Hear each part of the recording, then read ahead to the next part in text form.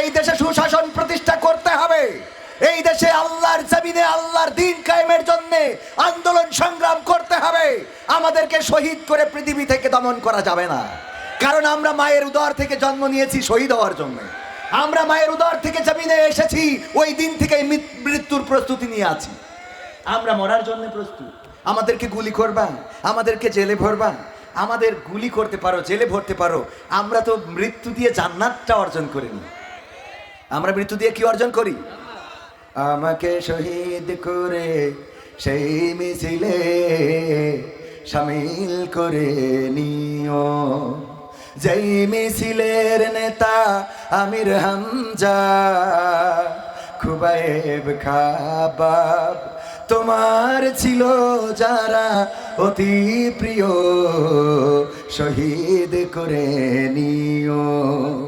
আমাকে শহীদ করে সেই মিছিলে শহীদ করে নিও।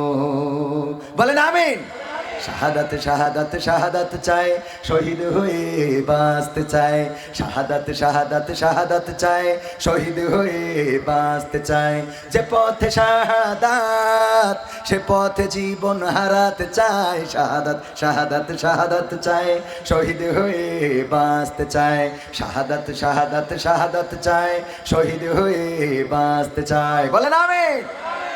বিশ্বনবী জিজ্ঞাসা করলেন, কি ব্যাপার, এমন অবস্থা কেন তোমার, কি হয়েছে তোমার? ওগো যুবক, তোমার এই উস্কো খুস্কো চেহারা, পরনের কাপড়টাও এই হালত, কারণটা কি?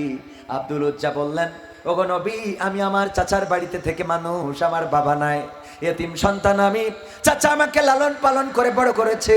আমি যখন আল্লাহ ও তার রাসূলের প্রতি ঈমান এনেছি, তখন চাচা আমার সমস্ত সম্পত্তি থেকে বরখাস্ত করে দিয়ে আমার কাপড় চোপড় পর্যন্ত খুলে নিয়েছে।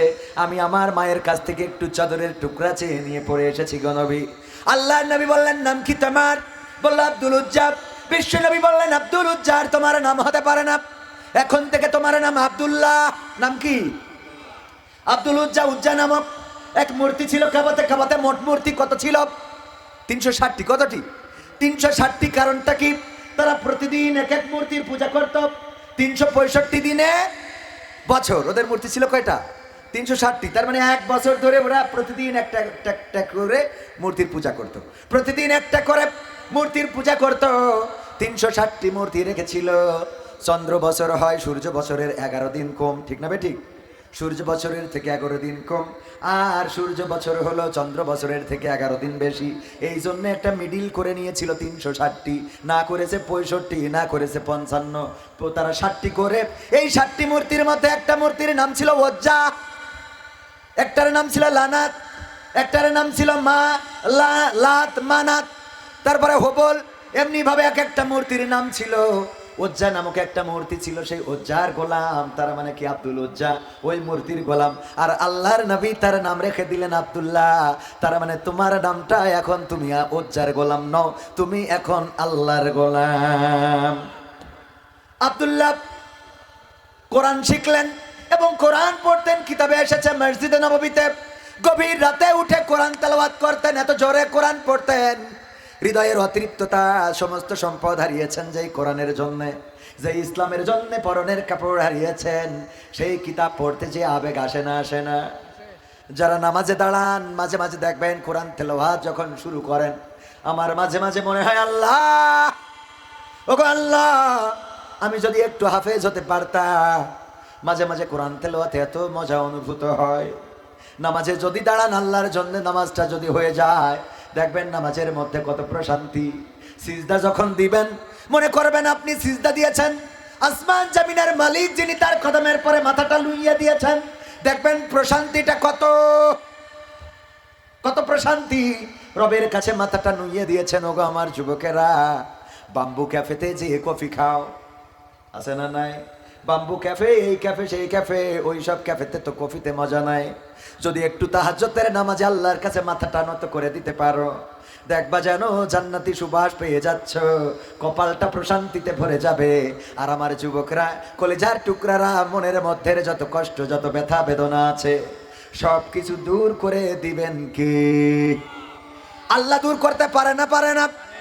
যখন সব দরজা বন্ধ হয়ে যায়, দরজা খোলা থাকে? জোরে বলেন, কার দরজা? যখন সব দুয়ার বন্ধ হয়ে যায় তখন একটা দরজা আপনার জন্য খোলা, সেই দরজাটা হলো আল্লাহর দরজা। যখন সবাই মুখ ফিরিয়ে নেয়, যখন কেউ আপনার পাত্তা দিতে চায় না, যখন কেউ আপনার পাশে দাঁড়ায় না, তখন একজন আপনার পাশে থাকেন, একজন আপনার দিকে চেয়ে থাকেন। তিনি কে? চিল্লায়ে বলেন, আল্লাহ। তিনি কে? আল্লাহ। আল্লাহ চেয়ে থাকেন আপনার পাশে, আপনি ডাক দিবেন আল্লাহ। আমার নবী বলেছেন, কেউ যদি আল্লাহকে একবারে ডাক দেয়, আল্লাহ রাব্বুল আলামিন তার ডাকের 10 বার সাড়া দেন। বলেন সুবহানাল্লাহ। কেউ যদি এক কদম আল্লাহর দিকে এগিয়ে যায়, আল্লাহ রাব্বুল আলামিন 10 কদম তার দিকে বাড়িয়ে দেন। সুবহানাল্লাহ। আল্লাহ 10 কদম বাড়িয়ে দেন। আল্লাহকে ডেকে দেখেন, কত মজা, কত প্রশান্তি। আল্লাহকে একটু ডেকে দেখেন, আল্লাহর কাছে সিজদায় পড়ে দেখেন। জীবনে কত কিছু চান, কত আকাঙ্ক্ষা, কত চাওয়া, পূরণ হয় না। আল্লাহর কাছে চান, আল্লাহ রাব্বুল আলামিন পূরণ করে দেবেন। সবাই একটু জিকির করেন, লা ইলাহা, লা ইলাহা, লা ইলাহা। ওগো আমার ভাইরা, যেই কথা বলছিলাম, আল্লাহকে যদি ডাকেন, মানুষে বলে যখন বান্দার দৌড় শেষ হয়ে যায় তখন আল্লাহর দৌড় শুরু হয়। আর আমি বলি, বান্দার দৌড় থাকলেও আল্লাহর দৌড় আছে না নাই? সব দরজা যদি আপনার জন্য খোলা থাকে, আল্লাহর দরজা কি বন্ধ হয়? না, সব দরজা খোলা থাকলেও বন্ধ হয় না। আর সব দরজা বন্ধ হয়ে গেলেও আল্লাহর দরজা বন্ধ হয় না। গভীর রাতে বিপদে পড়েছেন, শরীরের মধ্যে অসুস্থতা, অস্বস্তি শুরু হয়েছে। এই সময় ডাক্তারে ডাকতে ফোনটা দিতেও তো একটু সময় লাগে, কলটা রিসিভ করতেও তো একটু সময় লাগে। আপনি শুধুমাত্র ওই ঘরের মধ্যে যন্ত্রণায় ডাক দিয়েছেন আল্লাহ, ডাক দিয়েছেন আল্লাহ। আওয়াজটা আল্লাহর কাছে পৌঁছাতে বেশি সময় লাগে। আপনি ডাক দিলেন, আর শুনলো কে?